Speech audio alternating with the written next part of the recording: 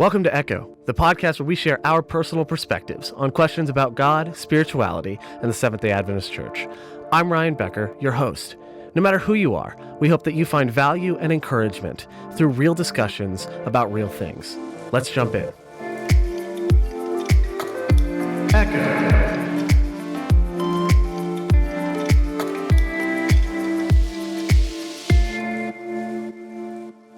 This episode of the Echo Podcast is sponsored by Southern Adventist University.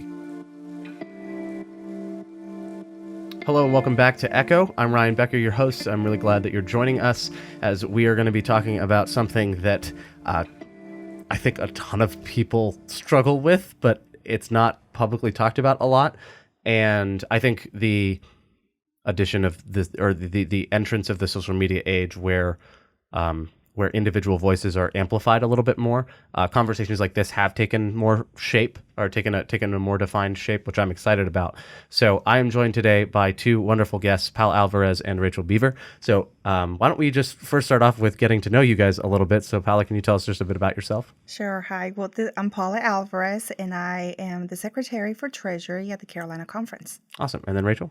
I am Rachel Beaver. I am a communications intern at the Carolina Conference. Awesome. Perfect. I love both of you for doing this and for being a part of this. This is really cool. So today we're going to be talking about toxic churches, and specifically, what do I do if I'm in a toxic church? And for a lot of Adventists specifically, there's, we kind of pride ourselves on the bigger network of Adventism. The fact that you can go into a city and there's so many different options you can go to. I mean, I live in Chattanooga, Tennessee, where there's 30 Adventist churches alone, and that's just the ones I can count. And like, I'm a part of a church plant that increases that number to 31 currently, right? So there's a ton of options for me, but for a lot of people, there's not. Whether I don't have a car, whether or there's just not that many, it's too far, any number of things, especially as you get into the Midwest and where things are more spread out, right? Or you get further into the suburbs. So there are some people that very much, I think, they feel stuck in their church. Mm-hmm. And they've been told and they've been taught that being a part of the church community is so important. And they've been, whether they grew up in Adventist or they became one later, or they just grew up in the Christian faith in general, you're taught church is important. Being a part of that community and that faith community is important. And weekly worship on Saturday and on Sabbath is important. And so there's this compulsion to be in church.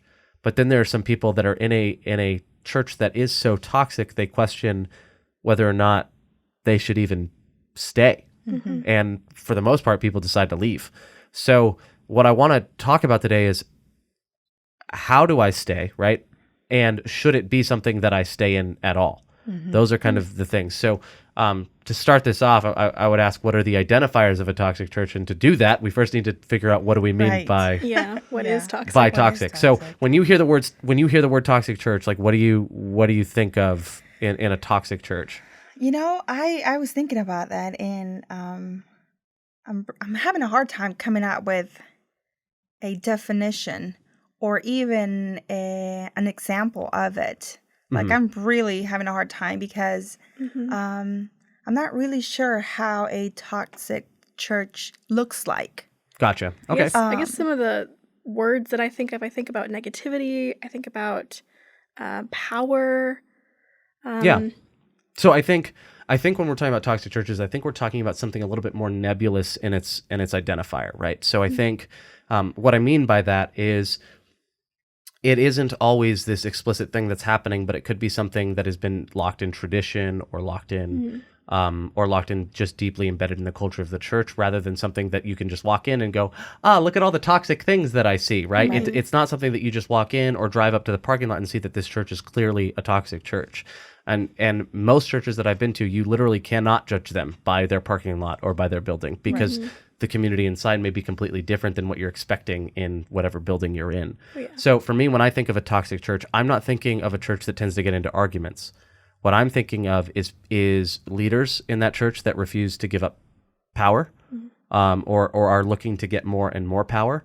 I'm looking at churches where they are actively or even passively, through the way they do things,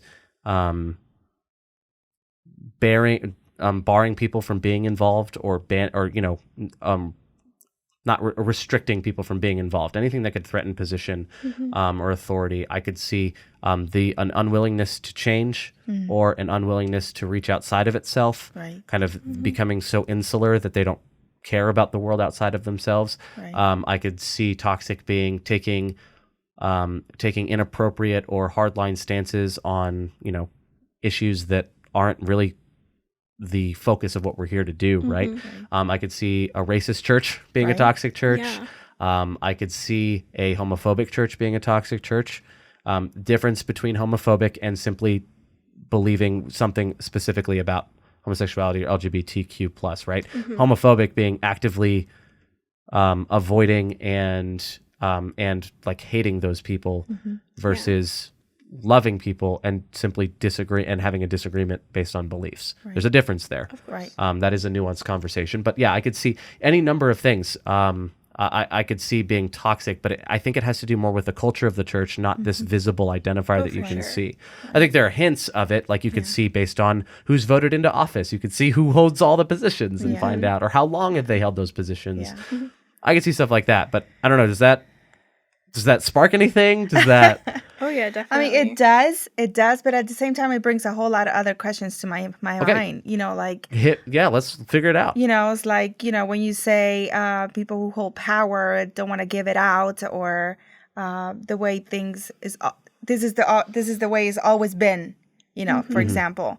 I think that a church becomes toxic when its own members don't want to really be part of it, because those in power are in power because you might say, well, they don't give the opportunity to others.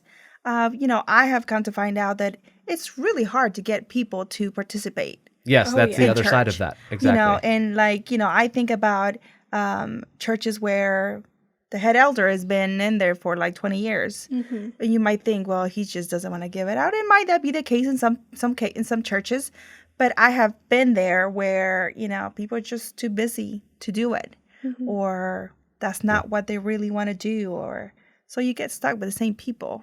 Yeah. So it might be a difference there, but I can definitely agree with that. Like you said, stepping back and asking, okay, why is it this way? Is it because that no one else is stepping forth and trying to change it? Like, if it's the way that it's always been, because like you said, church work isn't necessarily, I don't want to say it's not fun, but it does take time that you're usually not paid for, and that's not something that a lot of people are willing to do, but they're very quick to complain about it. Yeah, no, I think that in understanding of the culture, or this is why I asked this question from the perspective of someone who's in that church, right? This isn't meant to be like, how do you walk into a church and identify immediately that it's toxic? You have to know it. Like, you have to know the people. You have to know, and so I think my underlying assumption, or I guess presumption, would be that if someone's in the church, they understand that it's either someone is not giving up authority because they don't want to, or it's no one else will take it, and they've been trying to give it up. So I think that's one of the things that can help guide us through that conversation as well, is understanding the context behind why certain things are the way they are. It could be that a church is hesitant to reach out into the community because it doesn't have either the money to, or they don't know how to, or it's like a high crime area and they have to figure out safety versus outreach, things like that. Like there's a number of different things there that context would be, and only if someone in that environment could know their own context. But I think I think this is the other key identifier of a toxic church, though, and I think this one you can tell decently quickly.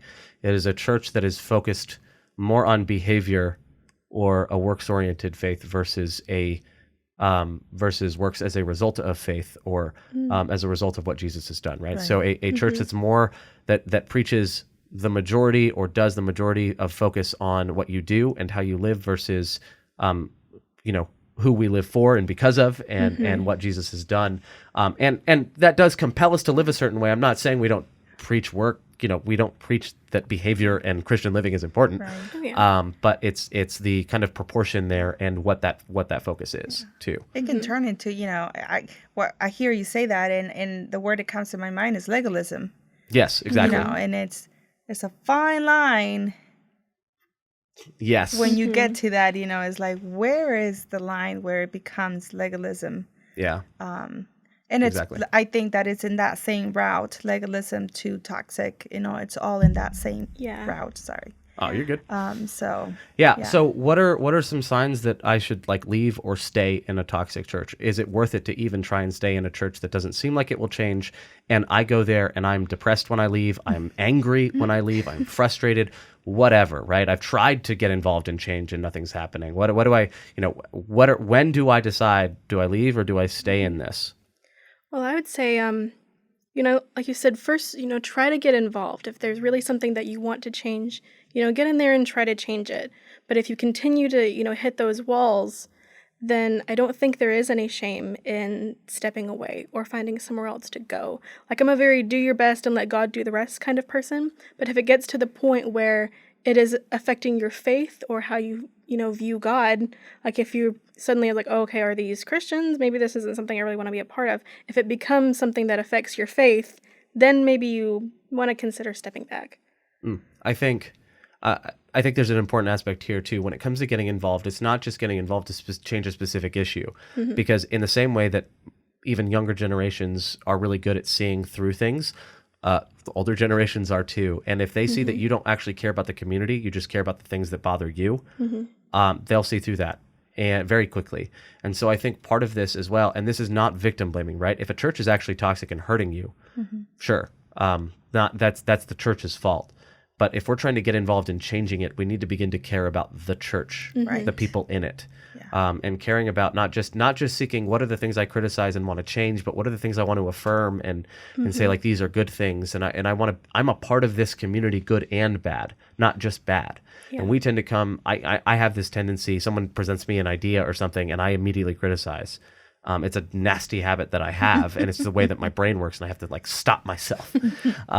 But I think, slowing down for a second and saying, what do I care about here? What do I actually value here?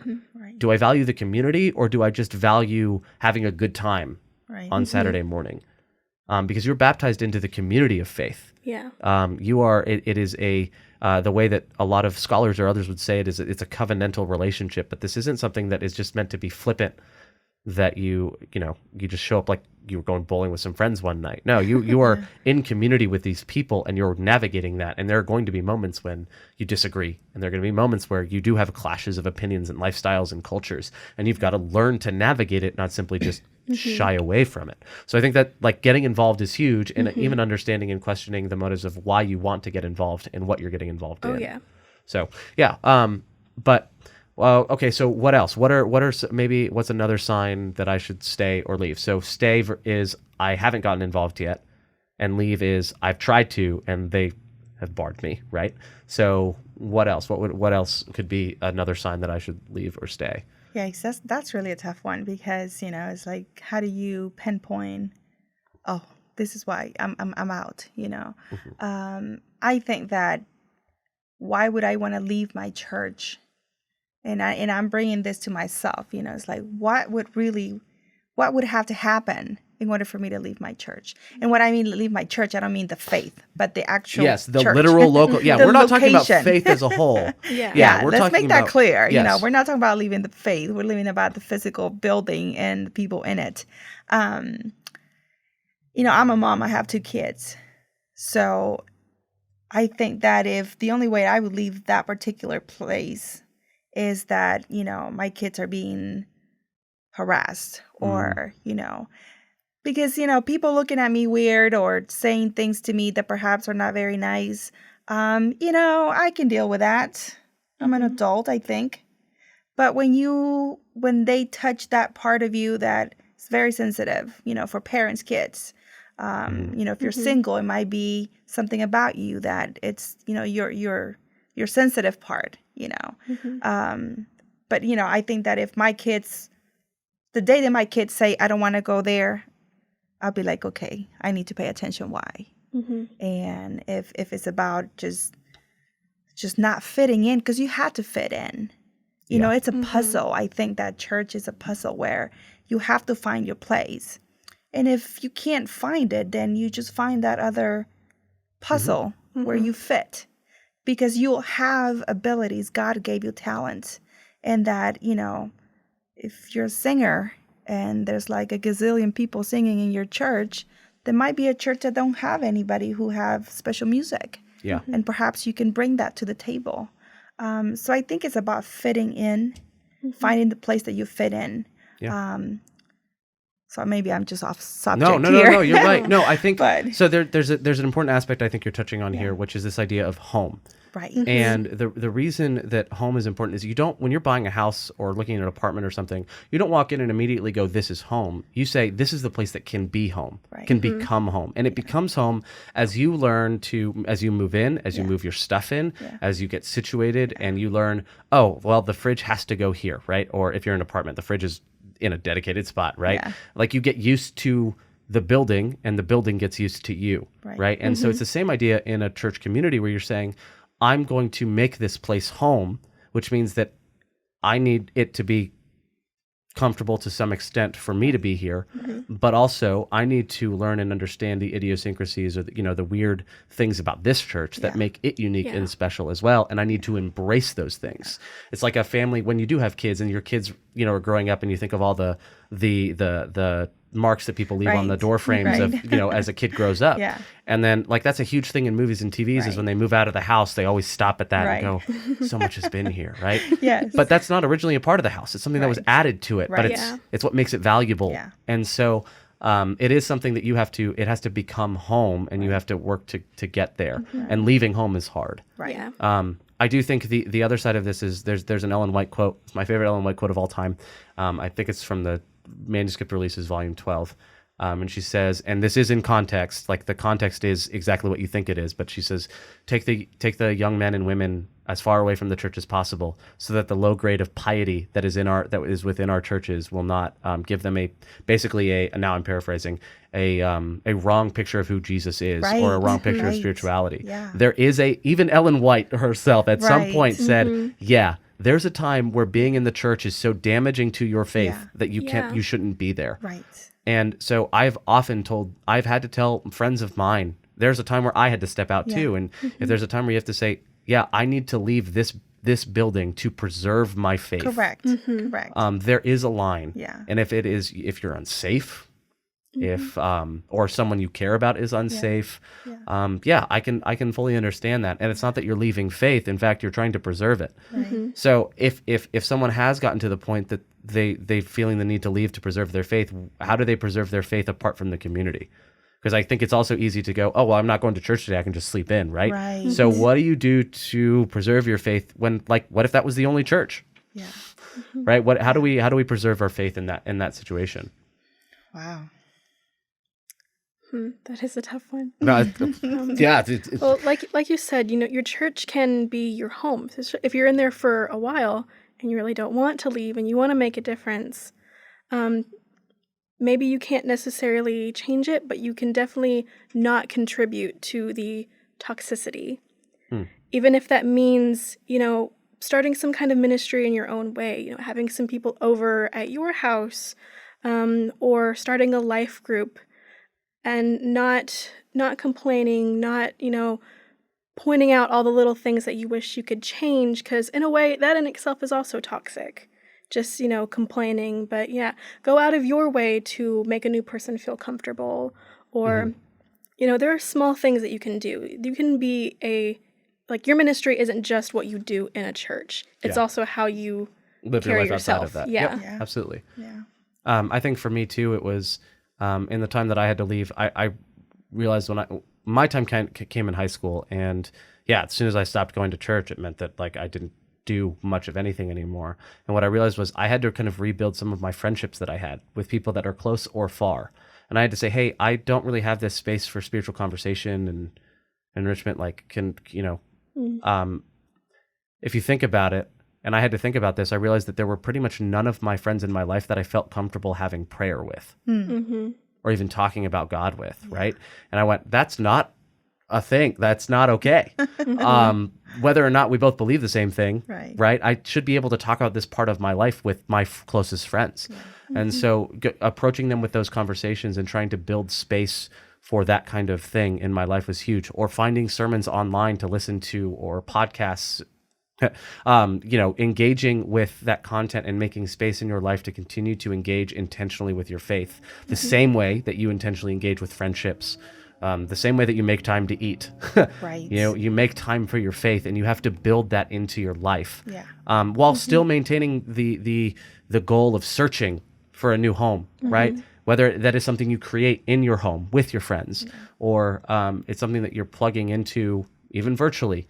Whatever it is, you're still searching for a community to be a part of, because community is absolutely an integral part of faith. So, But let's not get a mistake by saying that, once you find that church that you like, everything is going to be pretty, because that's not going to be the case. No. Oh, yeah. So let's make sure that people know that when you are in a church and you're expecting everything to just be love and peace and everything is great, that's not going to happen, because it's just where we live. So finding your spot doesn't mean everything is great. yeah, exactly. You can only hope that that's going to be the case. That's what we all hope. That's Yeah, our desired. absolutely. But make sure that finding your spot doesn't mean you're not going to find trouble, because then you become one of those that jump from place to place. Yeah, then you're the toxic Yes. person.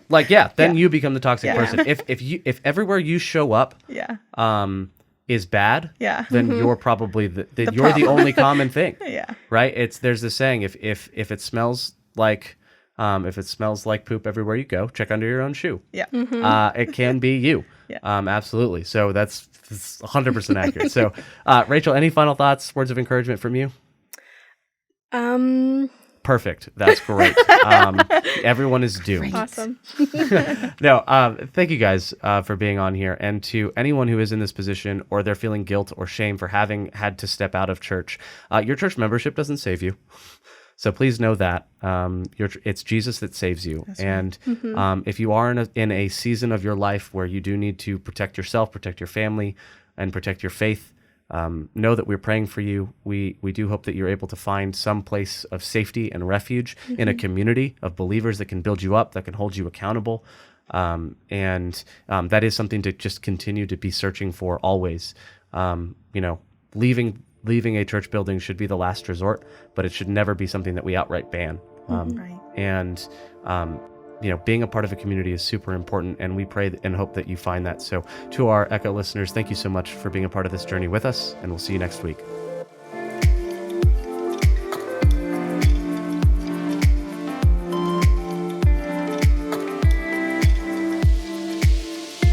Hey guys, thanks so much for listening to this episode of Echo. We hope you enjoyed it.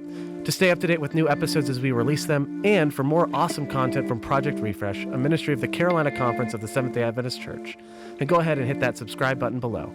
And don't forget to like and leave a comment.